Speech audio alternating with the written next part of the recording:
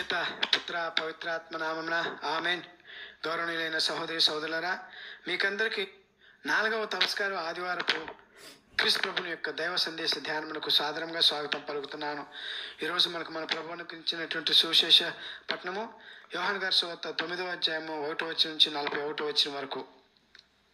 ఈరోజు దైవ సందేశం యొక్క ముఖ్య అంశము, దేవుని మహిమ వీని యందు బయలుపడుటకై వీడు గుడ్డివాడుగా పుట్టెను. యోహాను గారి సువార్త 9వ అధ్యాయము 3వ వచనము. గౌరవనీయులైన సహోదరి సహోదరులారా, ఈరోజు మనకు సువార్త పట్టణంలో క్రీస్తు ప్రభు పుట్టు గుడ్డివానికి స్వస్థని ఇచ్చారు. అయితే ఈ సంఘటన జరగక ముందు క్రీస్తు ప్రభు యొక్క శిష్యులకు క్రీస్తు ప్రభుకు ఒక సంభాషణ జరిగింది. ఏంటి ఆ సంభాషణ అంటే, క్రీస్తు ప్రభుని యొక్క శిష్యులు అసలు మనుషులు అంగవైకల్యులుగా ఎందుకు జన్మిస్తారు, ఆ బిడ్డలు చేసినటువంటి తల్లిదండ్రుల యొక్క పాపం వల్ల, లేకపోతే ఆ యొక్క అంగవైకల్యులు చేసినటువంటి పాపం వల్ల అని ప్రశ్నిస్తారు. అందుకు సమాధానంగా క్రీస్తు ప్రభు అక్కడ ఉన్నటువంటి ఒక పుట్టు గుడ్డివాన్ని చూపిస్తూ సమాధానంగా ఎలా చెబుతారు, వీడు కానీ వీడి యొక్క తల్లిదండ్రులు కానీ పాపం చేయటం వలన వీరు ఇలా జన్మించరు, కానీ తండ్రి అయిన యెహోవాదేవుడు మహిమపరచుటకు ఇతను పుట్టు గుడ్డివారుగా జన్మించాడు అని చెబుతూ ఆ గుడ్డివానికి స్వస్థనిస్తారు. అయితే క్రీస్తు ప్రభు ఆ పుట్టు గుడ్డివానికి స్వస్థనిచ్చే విషయంలో 3 వస్తువులను ఉపయోగించారు. అవేమిటంటే, మొట్టమొదటిది మట్టి, రెండవది క్రీస్తు ప్రభు యొక్క ఉమ్ము, మూడవది సిలోయము అను కోనేటిలోని నీరు. ఇప్పుడు క్రీస్తు ప్రభు ఈ 3 వస్తువులు ఎందుకు వాడారో ఆ ఉద్దేశాన్ని తెలుసుకోవడానికి ప్రయత్నం చేద్దాం. మొదటగా మట్టిని ఎందుకు ఉపయోగించారు అంటే, ఈ మట్టి ద్వారా మనకి 2 విషయాలను జ్ఞాపకం చేస్తున్నారు. మొదటి విషయం ఏమిటంటే, మనిషి మట్టి నుండి చేయబడ్డాడు అను విషయము.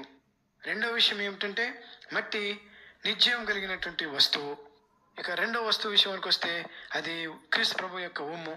క్రీస్తు ప్రభు ఎందుకు ఆ ఉమ్మును ఉపయోగించారు అంటే, క్రీస్తు ప్రభు దేవుడు, వారు జీవవంతుడు కాబట్టి ఆయన యొక్క ఉమ్ము జీవంతో కూడుకున్నది. కాబట్టి జీవంతో కూడుకున్నటువంటి ఆ ఉమ్ము నిర్జీవంగా ఉన్నటువంటి మట్టితో కలవటం వలన మట్టి జీవం కలిగినదిగా మారుతుంది. అలా మారినటువంటి ఆ జీవం కలిగినటువంటి మట్టి నిర్జీవంగా ఉన్నటువంటి ఆ వ్యక్తి యొక్క కన్నుకు రాయటం వలన ఆ కన్ను జీవం పొంది సిలోయము అను సరస్సులో కళ్ళు కడుగొట్టడం వలన అతను పూర్తిగా స్వస్థత పొందాడు.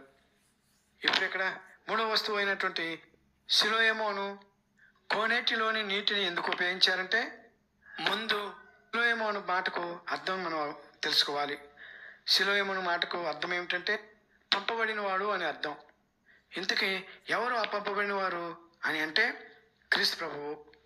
ఎందుకు క్రీస్తు ప్రభువు పంపబడిన వారు అంటే, పాపం అనే చీకటిలో ఉన్న మనకు 5వ వచనంలో చెప్పినట్లుగా, ఈ లోకమున నేను ఉన్నంతకాలము నేను ఈ లోకమునకు వెలుగును అని స్వయంగానే క్రీస్తు ప్రభువు అన్నట్లుగా, పుట్టుగుడ్డువానికి తన జీవమునిచ్చి కంటిని తెరిచి లోకమునకు వెలుగైన తను ఆ గుడ్డివానికి వెలుగుగా కనిపించాడు.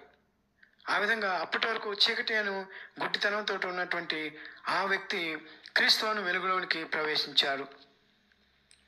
గౌరవ సహోదరి సహోదరులారా, అయితే క్రీస్తు ప్రభు ఈ గుడ్డివానికి ఇచ్చినటువంటి స్వస్థతను మనకు పాత నిబంధనలో ఆది కాండంలో 2వ అధ్యాయం 7వ వచనంలో తండ్రి అయిన యెహోవాదేవుడు చేసినటువంటి సంఘటన గుర్తు తెస్తుంది.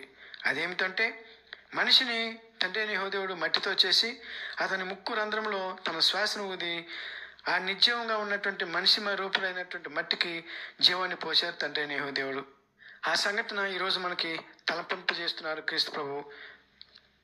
ఆ విధంగా క్రీస్తు ప్రభు మనకు ఈ తపస్కాలంలో మట్టి రూపుడైనటువంటి మానవ జన్మను తలపింపు చేస్తూ, తను లేని మానవ జన్మ నిర్జీవం అవుతుంది అంటూ మనిషికి తన అవసరము లేక దైవ అవసరము గుర్తు చేస్తున్నారు ఈరోజు క్రీస్తు ప్రభు. గౌరవ సహోదరి సహోదరులారా, మరి మనం క్రీస్తు దేవుడు చెప్పిన సత్యాన్ని గ్రహించి అర్థం చేసుకొని మన ఆధ్యాత్మిక నిర్జీవ అంధత్వమునకు పాపములను తలంచుకొని 41వ వచనంలో క్రీస్తు ప్రభువు చెప్పిన విధంగా మన పాప దోషములను గుర్తు చేసుకుంటూ ఈ పాటలు వింటూ మనస్తాపడదామా? క్రీస్తు ప్రభుని క్షమాపణ వేడుకుందామా? ఇక దయచేసి ఈ పాటలు వినండి. దేవుడు మన పాప మనస్తాప విధానము చూసి మనలను క్షమించుదురుగాక. ఆమెన్. పితా పుత్ర పవిత్రాత్మ నామమున ఆమెన్. నా యేసయ్యా